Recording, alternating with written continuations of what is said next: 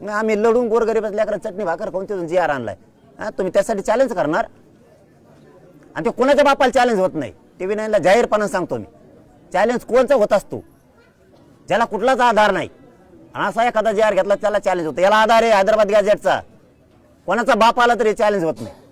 आणि तुम्ही जर कोर्टात गेले ना 1954 GR चॅलेंज केलाच मराठ्याने समजा तुम्ही, ते आमचं 16% आरक्षण आहे ते घातलंच म्हणून समजायचं. मग 2% 50%च्या वरचं 2% सुद्धा घालणार आम्ही.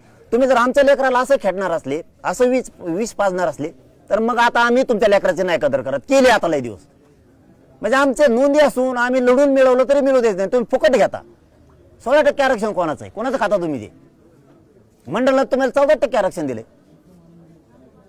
त्याच्यामुळं जशाल तसं वागायचं आता आम्हाला शिकावं लागणार आहे. नसता फडणवीस साहेबांनी ते एवढ्या नीट सांगायचं. त्याच्यामुळे ओबीसीचं वाटोळ होता कामा नये. आम्हाला नाही करायचं ओबीसीचं वाटोळ. ते नासकं आहे, त्याच्या एकट्या नासकेपणामुळे सगळं सरकार सुद्धा अडचणीत येऊ शकतं, सगळं ओबीसी अडचणीत येऊ शकतं. नसतं ओबीसीने त्याला नीट समजून सांगा.